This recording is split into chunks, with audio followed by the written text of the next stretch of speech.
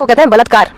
उसको प्रेग्नेंट करना, उसके साथ जबरदस्ती करना, वो एम्पावरमेंट है। वीडियो के अंदर पशुपालक भाइयों पर आरोप लगाया जा रहा है कि पशुपालक गाय और भैंस का बलात्कार करते हैं। एक इमोशनल प्रोपेगेंडा है, क्योंकि आप सभी जानते हैं कि गाय और भैंस हमारे भारत देश के अंदर एक परिवार का सदस्य समझी जाती है। हाँ, गाय और भैंसे परिवार समझी जाती है, इसीलिए तो इंडिया पूरे वर्ल्ड में बीफ एक्सपोर्ट में सेकंड नंबर पर है, क्योंकि परिवार वालों से फायदा ना होने पर उनका मर्डर करवा के पैसे कमाना तो बहुत ही ज्यादा नॉर्मल है, राइट।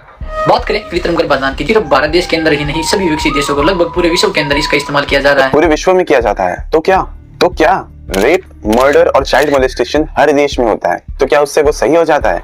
इसको कहते हैं अपील टू पॉपुलैरिटी फैलेसी। पशुओं की नस्ल सुधार करने में, पशुओं की दूध उत्पादन क्षमता बढ़ाने में, और अगर पशुओं के अंदर कोई बीमारी है उसको जड़ से खत्म करने के लिए। डू यू सी कैसे पहले दो रीजंस ह्यूमन सेंट्रिक है? क्या गाय को फर्क पड़ता है कि उसकी नस्ल बेहतर हो रही है या फिर उसकी दूध की क्षमता बढ़ रही है? ये सब तो हम लोग जानबूझ के करवा रहे हैं ताकि वो ज्यादा दूध दे और फिर उनसे ज्यादा पैसा कमाया जा सके।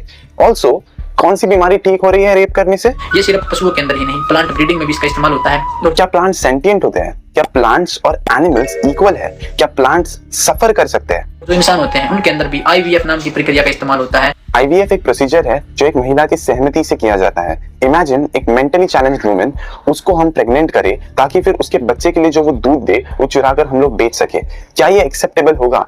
और अगर नहीं तो ये गायों के मामले में क्यों एक्सेप्टेबल है? और बात करें कृत्रिम गर्भाधान की अपेक्षा जो प्राकृतिक गर्भाधान होता है वो काफी खतरनाक हो सकता है हमारे एफर्ट्स के लिए। और तो भाई किसने बोला उसको प्रेग्नेंट करवाने? एंड डिड यू सी कैसे इसने ये बताया कि कृत्रिम गर्भाधान इस तरीके से बेहतर है, जबकि किसी भी तरीके से गाय को प्रेग्नेंट करने की कोई जरूरत नहीं है अनलेस हमें उसका दूध चाहिए हो। और भारत देश के अंदर जो 80% छोटे पशुपालक भाई हैं, उनके गाय और भैंस खुले में चरती हैं, आराम करती हैं और पशुपालकों के साथ में रहती हैं। वो एक परिवार के सदस्य की तरह रहती हैं, मशीनों की तरह नहीं रहती। मेरे पास दो सवाल है। पहले तो ये 80% वाला फिगर कहाँ से निकाला अपने से? दूसरी बात, कौन अपने परिवार के सदस्य को प्रेग्नेंट करता है ताकि फिर उनके स्तन चूके उनका दूध चुरा सके? बड़ी डेफिनेशन है यार परिवार की तुम्हारी। तो हमें समझना पड़ेगा कि अगर आप सच में अगर पशुपालकों को समझना चाहते हैं तो स्क्रीन पर पशुपालकों को जज न करें, कि आप फार्म पर विजिट करें, देखें किस प्रकार से पशुपालक अपने पशु की देखभाल करते हैं और आपको क्रूरता देखने को बिल्कुल भी नहीं मिलेगी। तो अबे इस लड़की ने डेयरी फार्म्स में जाकर इन सब की सच्चाई बेनकाब की है और इसका प्रूफ आपको यज्ञा की प्रोफाइल पे जो वीडियोस है उसमें मिल सकता है। आप जो एथिकल डेयरी फार्मिंग है, जो रियल फार्मर्स हैं, उनको सपोर्ट करें। क्या होती है एथिकल डेयरी फार्मिंग? क्या किसी जानवर को प्रेग्नेंट करवाना फिर उसके स्तन चूके वो दूध चुराना जो उसके बच्चे के लिए है किसी भी तरीके से एथिकल हो सकता है?